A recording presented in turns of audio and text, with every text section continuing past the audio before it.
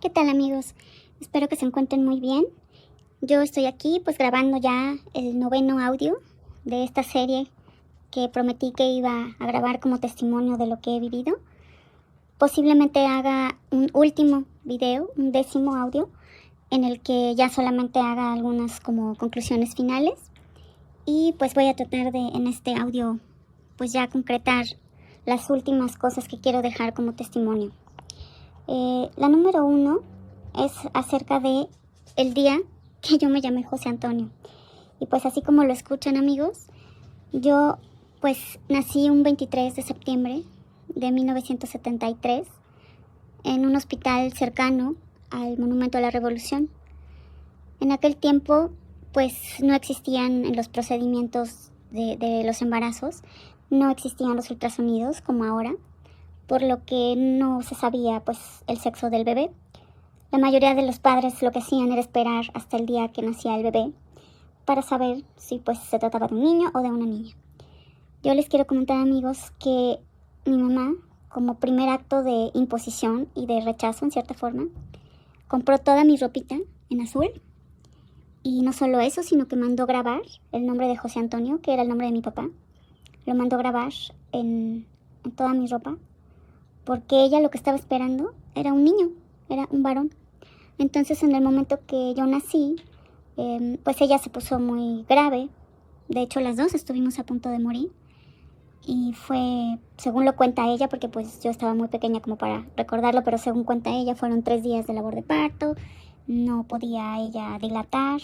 A final de cuentas se convirtió en una emergencia. Y pues un domingo por la tarde, por fortuna, un médico pues hizo el diagnóstico de que ya estábamos las dos muy muy mal y a punto de morir. Y entonces él dijo que se tenía que hacer una cesárea de emergencia.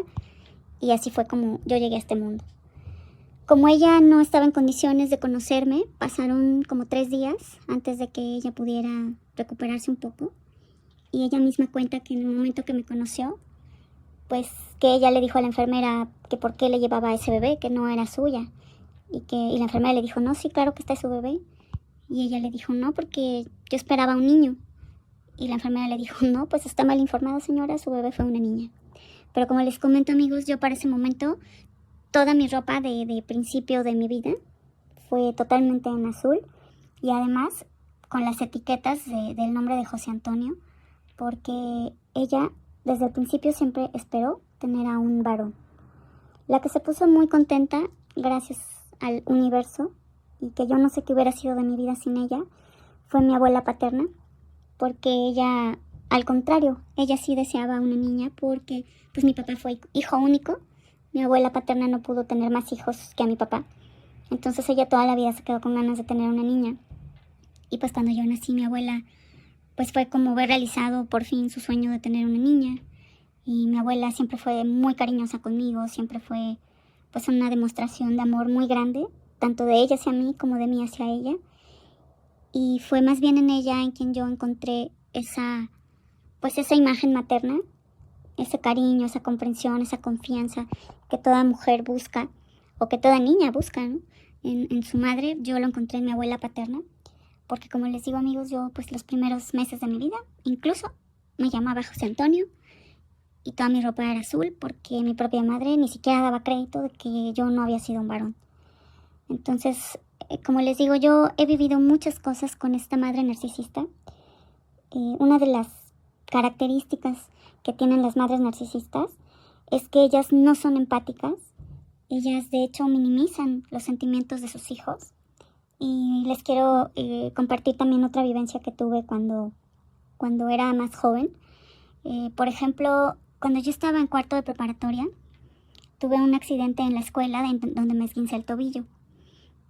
Es muy largo de contar, así que lo voy a tratar de hacer lo más breve posible, porque ese día yo me tuve que regresar, pues gracias a que una compañera que vivía relativamente cerca de mi casa le convenció a su hermana de que me llevaran hasta la puerta de mi casa en coche, porque yo pues me regresaba sola en transporte público, pero pues ese día no podía porque traía esguinzado el tobillo.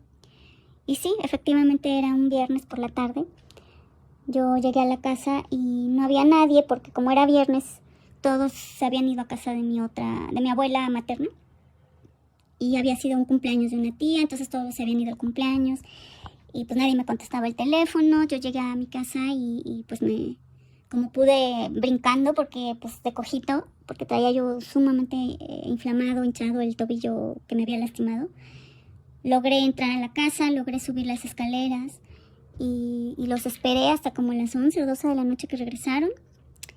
Y cuando pues ya finalmente llegaron a la casa, yo les comenté que había tenido un accidente en la escuela y de hecho mi papá, como era veterinario, pues él fue por una pomada, fue por una venda, me vendó el pie y me dijo que seguramente pues era un esguince y que pues íbamos a ver cómo evolucionaba mi pie porque se me había inflamado muchísimo porque como que se me derramó un líquido del tobillo y entonces estaba completamente gordo, así el pie hinchado, inflamadísimo. Y pues quiero decirles, amigos, que en ese momento, como mi mamá venía cansada, ni siquiera entró a la recámara a ver cómo estaba yo. Nada más se asomó a la puerta y me dijo, ay, bueno, pero estás bien, ¿verdad? Ay, que tu papá te vende y así. Como con mucha poco interés, ¿no? Por llamarlo de alguna manera. Y como les he compartido de que yo no sabía nada sobre el tema de narcisismo hasta apenas el 2020. Y mucho menos sabía que existía la personalidad de una madre narcisista. Porque ella encaja en muchas cosas, en muchas cosas. Así como sucedió aquel día del tobillo, también más adelante en la vida, como por ahí de los 24 años más o menos, yo tuve una horrible experiencia con un secuestro, de esos secuestros express en donde, pues en un taxi, que, bueno, yo había ido al teatro con la persona que en ese momento era mi novio. Habíamos ido a celebrar su cumpleaños y saliendo del teatro nos íbamos a ir a cenar. Y bueno, tomamos un taxi saliendo del teatro y no nos fijamos que era un taxi que no tenía placas.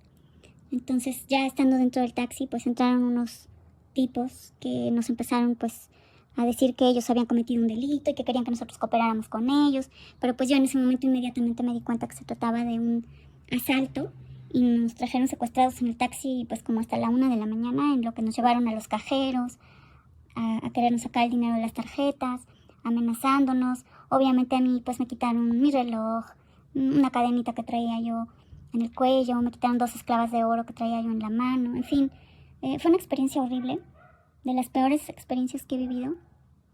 Y recuerdo que esa noche, cuando finalmente pudimos regresar a la casa de los papás de mi novio, pues yo le hablé por teléfono a mi papá para que fuera a recogerme ahí a la casa de mi novio. Y yo estaba, pues la verdad, muy angustiada, tenía yo una especie como de crisis nerviosa, no me podía calmar, estaba yo muy nerviosa, llorando y así, ¿no? Finalmente, cuando ya llegué a la casa, pues sucedió lo mismo, amigos. Ella ni siquiera me preguntó nada, oye, hija, ¿cómo estás? O lo que actuaría cualquier madre en una situación similar, pues abrazar a tu hija y decirle, pues gracias al universo que estás viva, qué bueno que estás bien, no sé, es mostrar una cierta preocupación. Pero no, al día siguiente me acuerdo que yo estaba llorando, no podía casi ni desayunar porque en mi mente todavía estaban todas esas imágenes de todo lo que había vivido la noche anterior. Me quedó una especie de estrés postraumático, muchos meses posteriores a ese secuestro. Y ella bajó con unas sábanas que iba a meter a la lavadora y me dijo de una forma muy despectiva, me dijo, ay, yo no sé por qué estás llorando, si no te pasó nada. Y como les digo, amigos, en realidad pues ella, si no se trata algo de ella, es muy incapaz de ponerse en los zapatos de los demás, tiene una enorme incapacidad de empatía. Y yo en muchos momentos me he dado cuenta que definitivamente no tiene esa capacidad. No sé si sea solamente conmigo, porque yo con otras personas la veo que es pues muy amable, muy empática, es de las que incluso a sus vecinas es capaz de preguntarles sobre algún tema, ¿no? De, ay, ¿cómo te fue en el dentista? O de tener atenciones así con personas que son fuera de la familia.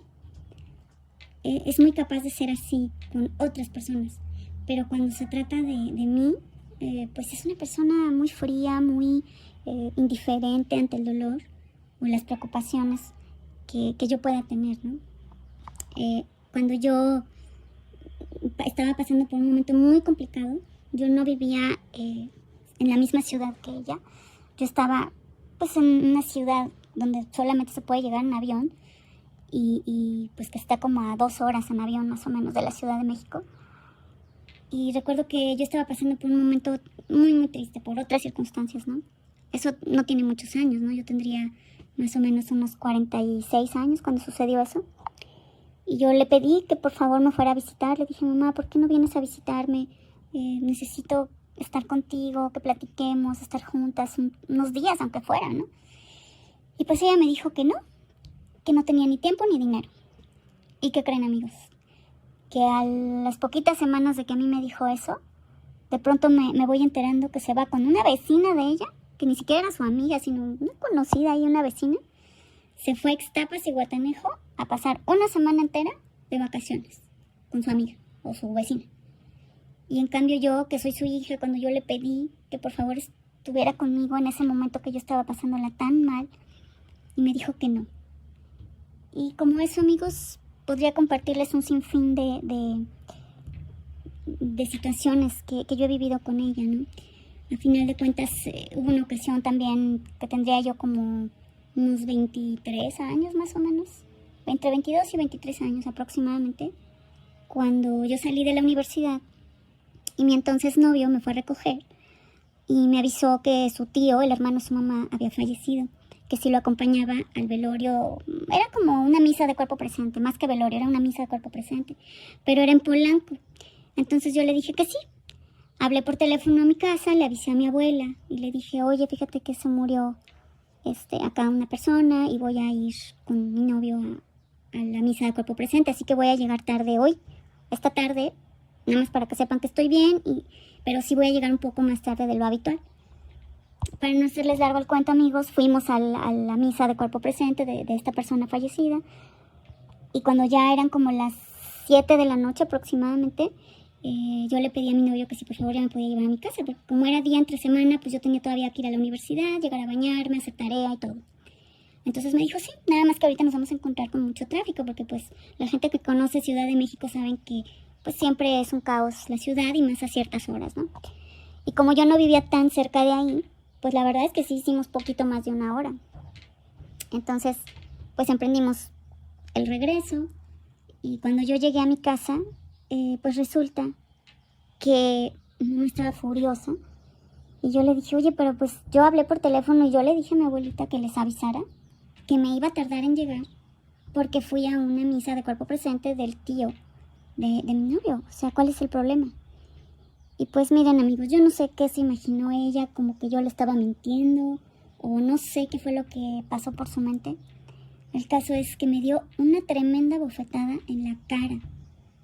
En ese momento recuerdo que yo, bueno, ya cuando se me estaba ahí medio pasando el efecto de los pajaritos alrededor de la cabeza, recuerdo que me enojé muchísimo con ella y le dije, esto que estás haciendo es una injusticia, porque yo no me merezco esa bofetada, yo no hice nada malo, incluso les avisé que me iba a tardar en llegar a la casa un poquito más de lo habitual, pero pues yo ni estoy haciendo nada malo, ni tampoco fue como que me desaparecí sin avisar nada, ¿no? Y me dijo, no, pero es que ya es muy tarde y no sé qué. Y yo creo que ella pensó que, no sé, que me había de otro lado o que le estaba mintiendo, no sé. Pero ella sintió que estaba justificada la bofetada. Entonces yo recuerdo que bajé las escaleras y mi novio estaba en la puerta y me dijo que se puso muy mal tu mamá. Y le dije, pues sí se puso muy mal. Y de hecho hasta me dio una bofetada y yo estaba llorando así, pero con todas mis fuerzas. Estaba llorando. Y recuerdo que en ese momento él me dijo, no te preocupes, yo te voy a sacar de aquí. Y al poco tiempo fue que yo me casé, porque en efecto yo con ella ya estaba viviendo un infierno. Yo sentí mucho alivio cuando me salí de vivir de esa casa. Y no lo digo por mi abuela o por mi hermano o por mi papá, porque ellos son personas distintas, sino más bien lo digo por ella, porque ella es la que siempre ha sido pues muy mala conmigo. Y así es como quiero finalizar con esta anécdota. Quiero agradecerles por haber escuchado y llegado hasta aquí, si es que han escuchado los otros audios. Y como les comentaba, no es mi intención profundizar en el tema del narcisismo, pero sí quería dejar un testimonio de todo lo que yo he vivido al lado de una madre narcisista. Este es el último audio ya con anécdotas y lo más que llegaré a grabar será un último audio ya nada más con conclusiones finales. Les agradezco mucho a las personas que me han escuchado, que han llegado hasta aquí, y que pues ustedes saquen sus propias conclusiones, o si quieren compartirme también situaciones que ustedes hayan tenido con madres narcisistas, que creo que es más común en las mujeres que en los hombres, pero aún así, si quieren compartirme, pues aquí pueden dejarme en los comentarios o por mensaje directo. Y pues muchísimas gracias por haber llegado hasta aquí y por escucharme. Hasta pronto.